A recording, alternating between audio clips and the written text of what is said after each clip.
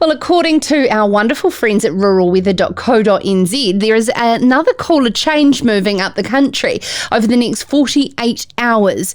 But by Wednesday, a powerful and growing high pressure, I understand, belt is coming over from Aussie and it's moving our way. Now, this southern high will bring more dry, settled weather to the South Island, and for the North Island, encourage some more La Niña, like easterlies. Joining us now to talk about that, of course, but also how there are frosts on the way is our weather commentator from ruralweather.co.nz, Phil Duncan. Hello, how are you? Good, thank you. It's March and we've got frosts on the way. Of course, it makes sense. We had them a week ago. Some parts of Southland. In fact, there was a reporter from Stuff down there who follows us on Twitter who said that her tomatoes got wiped out because of the frost they had just a week ago. So we are into that time of year. This is the Tuesday temperature map, and it's a little hard to look at, especially if you're just listening to us. So I'll just point out to you that this is showing a big area of colder weather coming through to the South Island.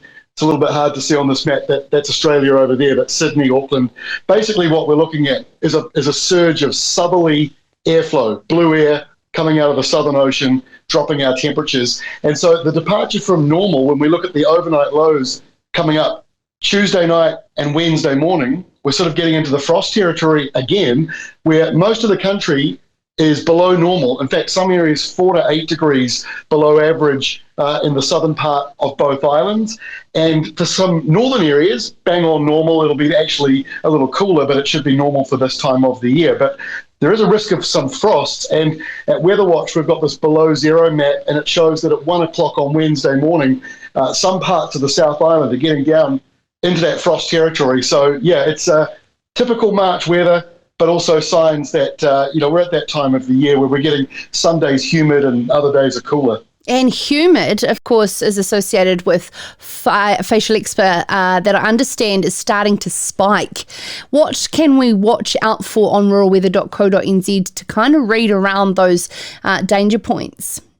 Yeah, certainly the facial spore count has jumped up in the last week. Not surprising because we finally got some rain, and in fact, places like Waikato got big thunderstorms and even some flooding last week. So we've take a look here. Look, this is, by the way, this is still on the temperature part. This is at the other end of the country, Southland, where you don't have to worry about facial eczema, but it does show the overnight low 2 degrees. So facial eczema won't be an issue in the south. But when you go to the other end of the country, Morrinsville, Waikato, what we're looking at here is the temperature portion of the map, and it shows in here 4 o'clock Tuesday morning.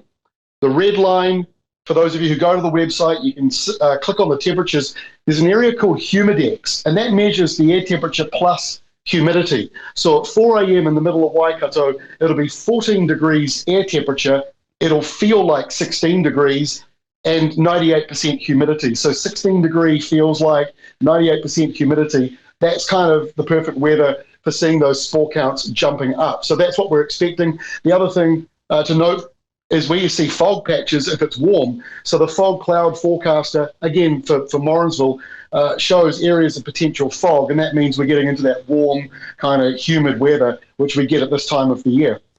I love that fog forecaster. It's fantastic, Phil. Of course, so many extras on ruralweather.co.nz. Now, we were alluding to this very powerful high building coming across from Australia.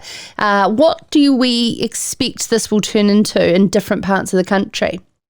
So this is a extraordinarily large high pressure system. I've taken this map from this weekend. This is coming up on Saturday, Sunday.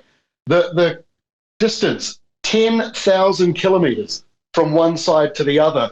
Or put another way, if you put New Zealand sideways, 6 times the length of New Zealand. So this is a gigantic high, not only in the size of it, but also the air pressure, 1038, basically 1040. Our biggest highs in winter only get up to about 1050. So this is exceptionally big for this time of the year. And the bad news is it means that dry weather is going to linger on for the areas that really do need it.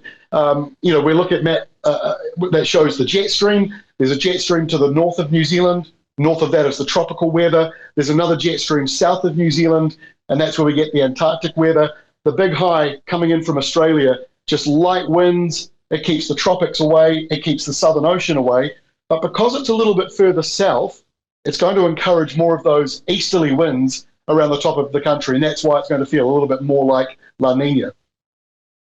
Now, of course, on Rural Weather segment every week on Sarah's Country, we have a segment where you send us an email with your location to get your own personalised weather forecast from Mr. Phil Duncan. Sending us in is Snip Prentice from Clavely, 45 minutes south of Kaikoura on the coast. Snip's looking for a window to get crops in the ground in the next week, Phil. I understand this is a specialty of yours. Well, yeah, I mean, look, the forecast, what a beautiful place, by the way, that you live, Snip. I mean, stunning location looking up towards the Kaikoura Ranges to the north. Look, the forecast isn't that great because there's not a lot of rain coming. When we take a look at the quick sort of brief forecast for your area, Hunderley, we're looking at pretty dry conditions. Across the week, mostly sunny and dry. The temperatures fairly warm. You can tell there's a cooler change coming around Tuesday, Wednesday, Thursday. But the area that matters the most are the daily rainfall figures. So you see on Tuesday 1 millimetre, 1.4 millimetres the following day, and then pretty much nothing for the rest of the time. So that's not ideal. On the rain portion of the page, you can see there's that spike on Tuesday. That's when we're expecting that cold front to move northwards through Canterbury, but it'll be fairly weak on the Canterbury side as it comes through, with just, as I say, a millimetre or two maybe, and then a couple of maybe possibly follow-up showers. It's all in that real sort of middle ground. Then it dries out. Wind-wise, that's the positive. So I hear that having calm conditions is good. This map here this graph here shows in this line the average wind conditions. So that's fairly standard, but what we're looking for are the gusts, and there's only Monday today with gusty weather, no gusts for the rest of the week. This is not a windy week, so that high pressure system rolling through. And one more feature, this is local to your property, Snip. This is not for Kaikoura Airport or Christchurch Airport. This is right for you. And there's a barometer air pressure map in there as well, and this is for Friday. And I mean, this is really high air pressure. 1035 down to 1033 hectopascals. That means it's going to be pretty dry and settled. So good for putting things into the ground, but not good for getting them to grow because it'll be so dry afterwards. Unless, of course, you've got irrigation and then you can control the rainfall, Phil. Good point. But at the same time, thank you so much, Snip, for sending in your address. And you can, too, get your personalised weather forecast on Sarah's Country. Simply email us, sarah@sarahscountry.com, and we have a Proud to be a Farmer enamel mug to send out to you if your address is selected, and that will be coming out to you in the post, Snip. Thank you very, very much to both Global HQ for supplying that, and to our rural weather forecaster, Phil Duncan. Thank you, Phil.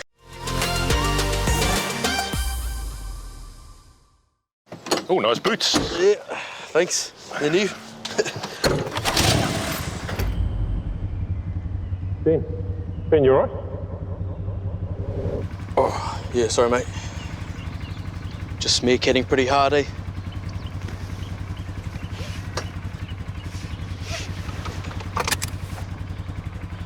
Yeah, I just said to myself, Ben, work hard. You deserve new boots.